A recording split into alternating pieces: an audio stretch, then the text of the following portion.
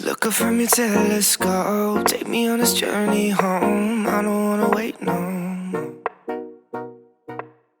What's good, y'all? It's your good sis Erica Vane back again with another amazing All American video. And in this video, we are breaking down season 2, episode 1. Let's get into it. All right, y'all, we make an emotional return to the series in season 2, episode 1. It's an opening focused on honoring Nipsey because around this time, or a little bit before, the world lost Nipsey Hussle in a very violent act outside of his Marathon clothing store. And I thought that it was really wonderful how this show set in Crenshaw specifically carved out time and space to really take time to honor, celebrate, and mourn Nipsey. I just thought that how they started the episode was beautiful. Actually, throughout the episode, we actually get to see Coop, Spencer, Patience, Kia, they all go to a visual for Nipsey as well, so they really keep that through line going. And Nipsey isn't a new thing to the show because they actually start out episode 1 of season 1 playing, his music, and he's definitely very infused in the show, his essence, his aura, his vibe. And the star Daniel Ezra, who plays Spencer, also has relied heavily on Nipsey, his music, and his overall cultural influence when crafting the character of Spencer James. So I just thought that it was really, really amazing how they were able to integrate and celebrate Nipsey in this episode.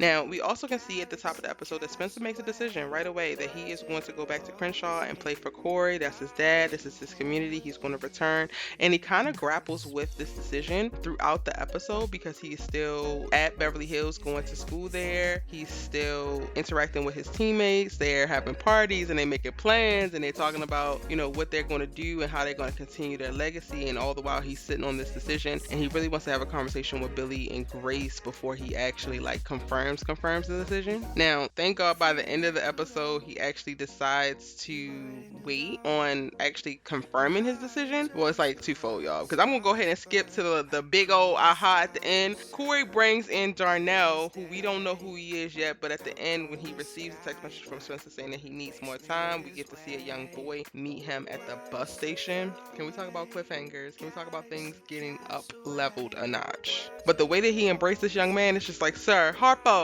who's this man? Who's this young boy? When you left your young boys.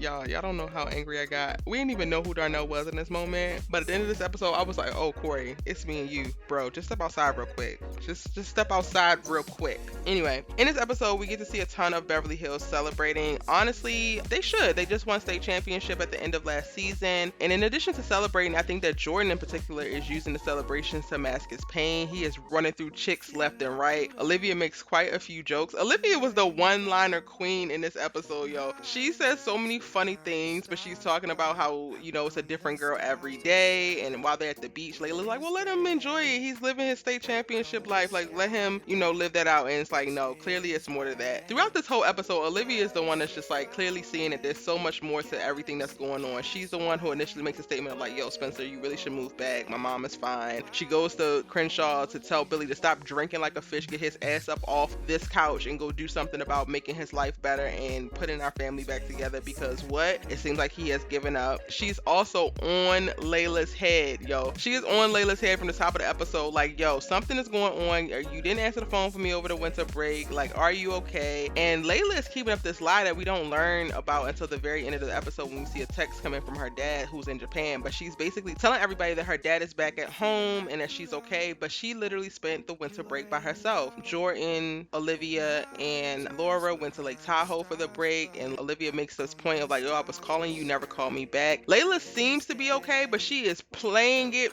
really, really well. And for whatever reason, Olivia can tell that something is up. We get the seeds here planted where Layla's not even staying at home. She's staying in the hotel room, and this is the very beginning of what's going to be a very interesting arc for Layla, because we can see that she's still suffering from her depression and struggling with her loneliness that we saw at the beginning. Another seed that we also see in this is the Asher's into Olivia, but but that was never really my thing, so I'm gonna keep it moving, y'all. Corey in this episode is very interesting. So for him to arrive where he arrived at the end of the episode, I'm even more annoyed, but he was getting on my nerves, applying pressure to Grace about Dillon's paternity. Like, yes, they do need to deal with it, but also, sir, you've been gone for 8.5 years, so if she decides to take 8 years to tell you, I wouldn't necessarily be mad, because if we gonna do tit for tat, let's go ahead and do it, okay? I'm just playing, y'all. Well, not really. Like, I think that it could take time. Like, you literally just popped back up. You've been here a smooth 4 weeks, sir. You cannot be placing no demands on nobody or nothing. Sit the hell down and shut up and enjoy the time that I'm allowing you to spend with these boys that you have traumatized for the rest of their life because you decided to pull a disappearing act. And one thing that Spencer gonna do is jump to conclusions, yo. When Corey's in the kitchen pushing up on Grace about Dillon's paternity, he assumes that he's trying to get Grace to pressure Spencer, so he comes in hot as hell, ultimately revealing that Corey asked Spencer to come and play for him, and Grace didn't even have a clue about it. Like, she had no clue that it was actually going on. It's like, yeah, Spencer, one thing that you're going to do from seasons 1 and 2 is jump to conclusions.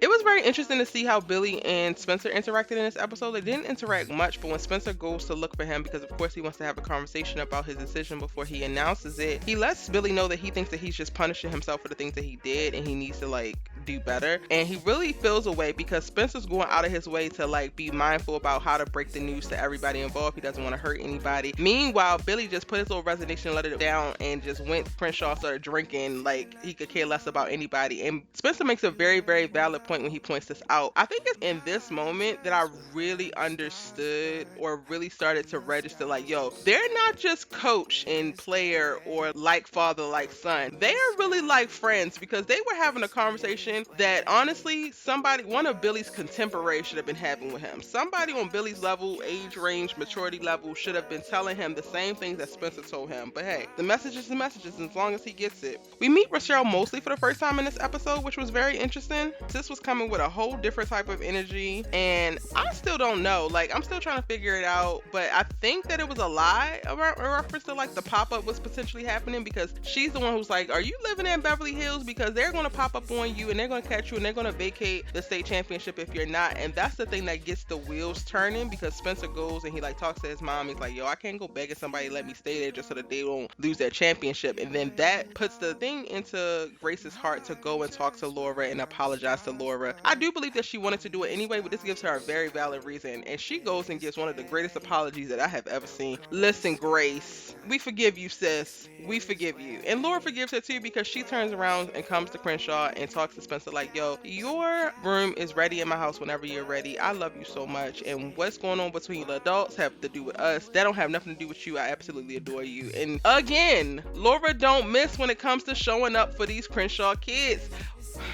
I want to say her kids, y'all. I'm going to say she don't miss, because a lot...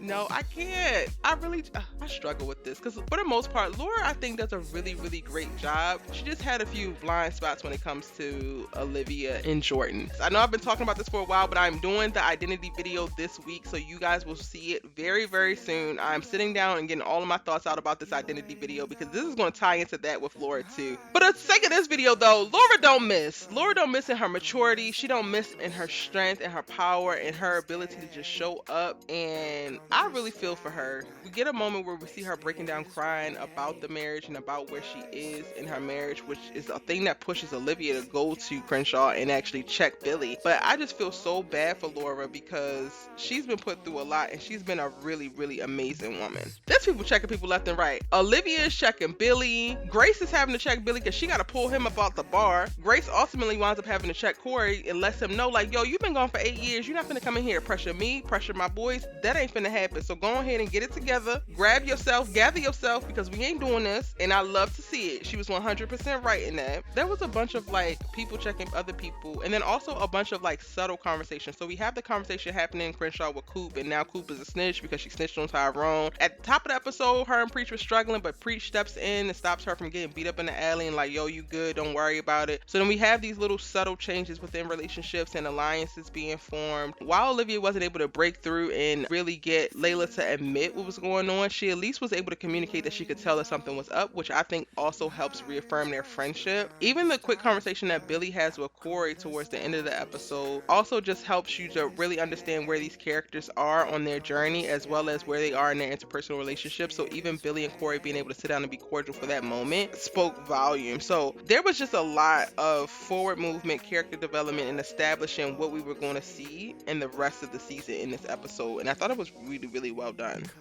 I said that Olivia was the queen of the one-liners in this episode, y'all. Before I finish this video, my two favorite lines that she says is like, she tells Layla, 1 minute you're trashing your house, the next minute you're football Barbie on crack.